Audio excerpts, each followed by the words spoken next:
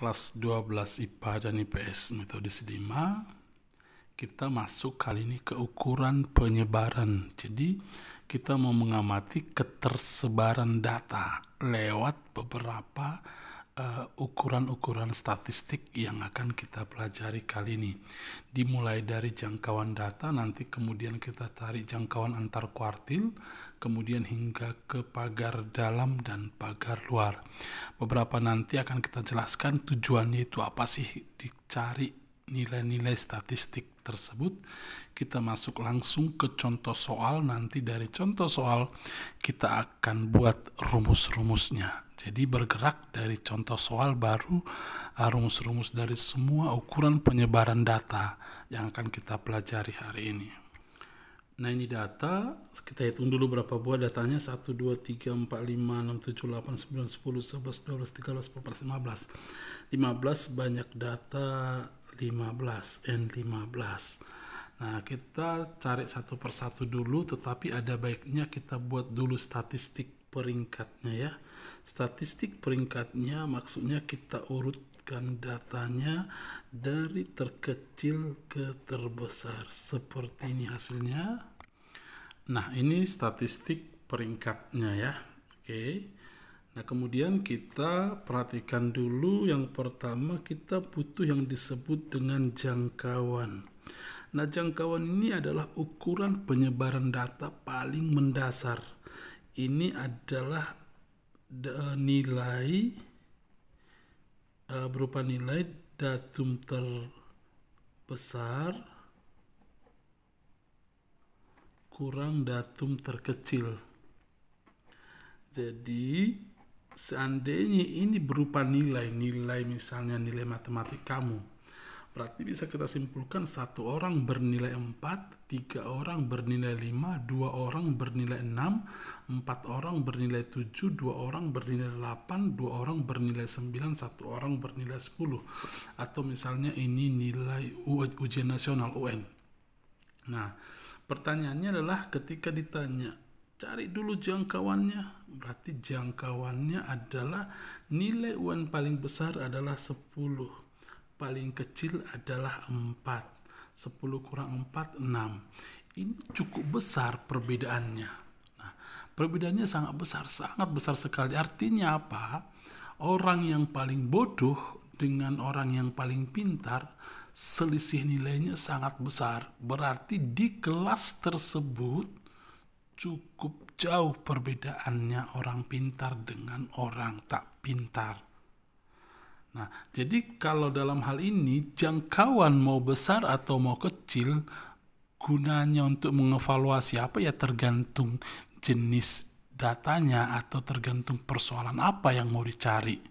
Nah, kalau untuk mengukur tentang nilai ujian nasional, tentunya orang lain akan menyimpulkan, oh ternyata di satu kelas itu dari 15 orang dalam satu kelas, ada yang sangat pintar, ada yang sangat bodoh yang hanya bisa mendapat nilai 4. Misal itu seperti itu, misalnya penilaian orang. Nah, itulah kegunaan dari jangkauan. Kita mau melihat rentang atau perbedaan atau jarak antara nilai tertinggi dengan nilai terendah. Oke, itu pengertian pertama ukuran penyebarannya. Nah, kemudian masih terkait dengan jangkauan, ada yang disebut dengan sebuah koefisien. Koefisien jangkauan, nanti saya kasih tahu tujuannya untuk apa. Nah, koefisien jangkauan ini atau kita simbolkan dengan KJ boleh. Oke. Adalah data terbesar, datum terbesar kurang datum terkecil, yang ini tadi 10 kurang 6. Kemudian di bawah 10 tambah 6. 10 kurang 6 kan 4. 10 tambah 6, 14 atau 1/4 atau 0,25. Nah, sebenarnya ukuran menggunakan jangkauan ini artinya sangat sederhana. Ada nanti ukuran penyebaran data yang sangat-sangat bagus yang bisa kita pakai untuk mengukur seperti simpangan baku. Tapi nanti kita pelajari simpangan baku. Jadi simpangan baku sangat standar digunakan untuk mengukur ketersebaran data. Nah, koefisien jangkauan itu ketika didapat 0,25 artinya tetap besar. Tetap besar 0,25.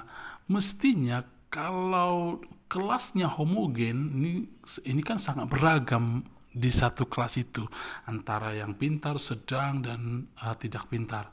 Nah, kalau dia kelasnya homogen, ini mestinya 0,00 sekian. Artinya apa? Semua sama-sama pintar. Misalnya nilainya 9, 10, 9, 10, 9, 10, 9, 10. Nanti kamu lihatlah koefisien jangkauannya itu akan makin kecil. Atau semua 45, 45, 45, 45, 45. Nanti koefisien jangkauannya juga sangat kecil. Homogen juga artinya artinya sama-sama pintar atau sama-sama bodoh. Tapi ini adalah berbeda, ada yang pintar, ada yang sedang, ada yang tidak pintar ya. Nah, ini koefisien jangkauan, jadi sama aja sebenarnya tujuan yang dua ini ya. Nah, kemudian saya sedang tuliskan kembali datanya, statistik peringkatnya setelah diurutkan. Kita cari dulu Q1, Q2, dan Q3. Yang pertama Q2 dulu ya, nilai mediannya atau nilai tengahnya. Ini kan banyak data 15, mencari nilai tengahnya kan ganjil ini nih. Kalau dia ganjil, banyak datanya ganjil, tinggal jumlahkan datanya. Kan ada tadi 15 tambah 1 berapa? 15 tambah 1, 16 bagi 2, 8. Data ke-8 mediannya. 1, 2, 3, 4, 5, 6, 7, 8. Ini mediannya atau Q2-nya. Ini Q2. Oke, kita cari Q1-nya. Di sebelah kiri ada sisa berapa? 1, 2, 3, 4, 5, 6, 7. Ya, ada 7. 7 tambah 1, 8. 8 dibagi 2, 4. Data keempat, 1, 2, 3, 4. Ini adalah Q1. Data keempat lagi, dari sini ya, 1, 2, 3, 4. Ini adalah Q3. Ini data keempat mulai dari kanan ya, setelah diperoleh Q2 ya. Mulai dari ujung yang ini, tidak ikut lagi 7 dihitung. Jadi Q1-nya 5, Q2-nya 7, Q3-nya 8. Ada yang disebut dengan jangkauan antar kuartil. Jangkauan antar kuartil adalah selisih antara kuartil ketiga dengan kuartil pertama. Oke, berarti 8 kurang 5 adalah 3. Ini kita mau lihat ketersebaran data menurut kuartilnya. Oke. Nah, kemudian yang disebut dengan jangkauan semi antar kuartil. Jangkauan semi antar kuartil. Nah, para statistikawan biasanya suka menggunakan istilah-istilah ini untuk mencari informasi tentang data tersebut. Jangkauan semi antar kuartil ini disebut juga simpangan kuartil atau simpangan kuartil. Kalau ini tadi jangkauan antar kuartil disebut dengan hamparan. Hamparan, sering dibuat hamparan. Maka huruf yang digunakan pun H selalu. Nah, kemudian jangkauan semi interkuartil ini disimbolkan dengan QD. Rumusnya adalah setengah dari hamparan.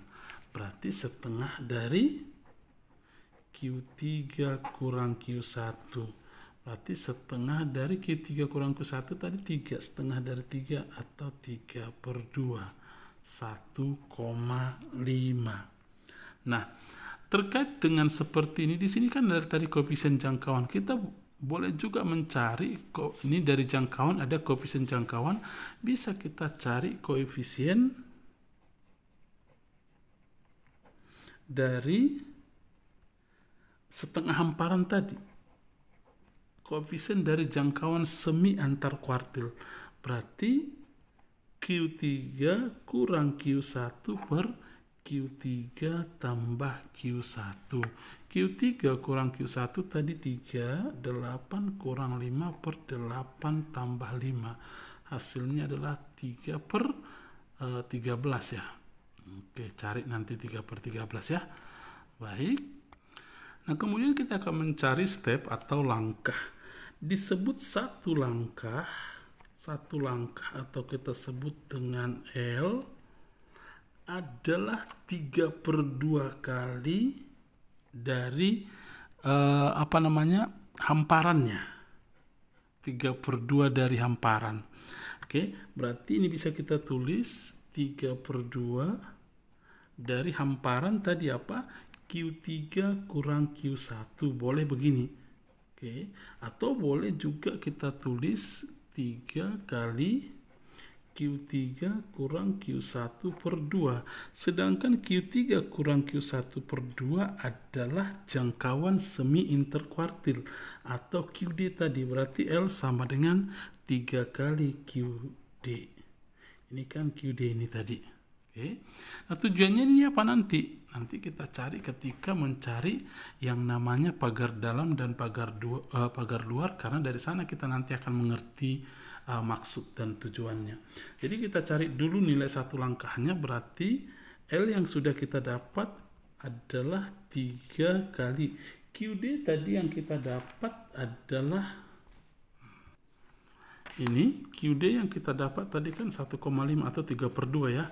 Berarti 3 kali 3 per 2. 9 per 2 atau 4,5. Kita pegang dulu ini karena kita butuhkan nanti ini di pagar dalam dan pagar luar.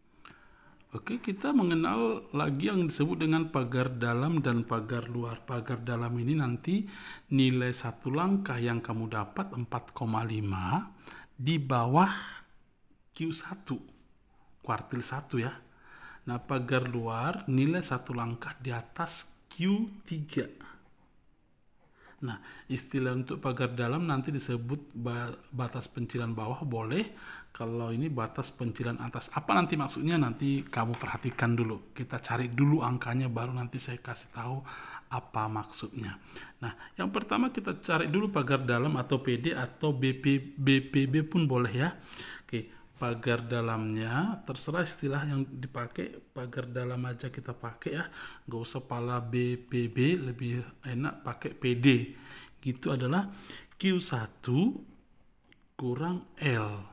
Q1 tadi yang kita dapat di sini adalah Q1-nya berapa tadi? 5. Berarti 5 kurang 4,5. L-nya tadi kan 4,5 satu langkah. Berarti 0,5.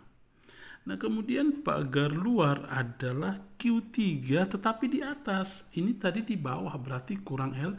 Ini kan lihat kalimatnya, nilai satu langkah di atas berarti Q3 tambah L.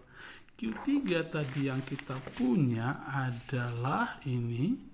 Berapa ini? 8 tambah 4,5. Ini hasilnya 12,5. Nah, nanti waktu kamu kuliah ada yang disebut dengan data pencilan dan data normal. Nah, data pencilan ini seperti ini analoginya. Misalnya nih, masalah tinggi badan dulu. Misalnya Pak Barto siswa kelas 12 dan Pak Barto tinggi badannya tidak sangat berbeda dengan kalian misalnya. Jadi Pak Barto tinggi badannya 2,1 misalnya, 2,1 meter misal ya. Nah, kemudian kamu semua masih sekitar 160 sampai 170 cm. Nah, Pak Barto di sana adalah data pencilan. Artinya Pak Barto tidak masuk sebenarnya di tinggi badan yang normal yang mestinya untuk tingkat SMA. Nah, kenapa bisa terjadi data pencilan? Misalnya waktu mengambil data salah ukur. Nah, banyak nanti yang membuat terjadi data pencilan. Sehingga ketika kita kumpulkan data, ada data yang aneh, yang berbeda dengan data itu pada umumnya. Nah, jadi penggunaan pagar dalam pagar luar ini nanti data akan normal, misalnya XI artinya setiap data ya. Kalau dia lebih besar atau sama dengan pagar dalam dan lebih kecil sama dengan pagar luar, maka data tersebut normal. Kalau ada di luar batas ini, itu datanya pencilan. Kalau datanya pencilan harus kita evaluasi ada apa dengan si data tersebut. Apa yang terjadi makanya dia tidak masuk dalam data normal. Nah, kita perhatikan dulu semua data ini. 4 sampai 10. Apakah setiap data di antara 0,5 sampai 12,5? Perhatikan, di antara 0,5 sampai 12,5 ya. Maka kesimpulan kita, semua data normal. Kalau seandainya di sini ada 13 atau 15. 15 ini data pencilan. Jadi data kita masih normal. Nanti kalau ada data tidak normal, waktu di kuliah kamu disuruh membuatnya normal. Gak boleh ada data yang tidak normal, kata dosennya nanti ya. Nanti kamu waktu kuliah lah. Nah, jadi kalau data pencilan harus kamu punya pengamatan khusus untuk data pencilan tersebut. Baik, itu dulu pelajaran kita kali ini. Kamu akan mencatatnya dengan rapi dan kemudian kamu akan membahas soal-soal latihan-latihan yang berkenaan dengan materi hari ini. Selamat belajar, Tuhan memberkati.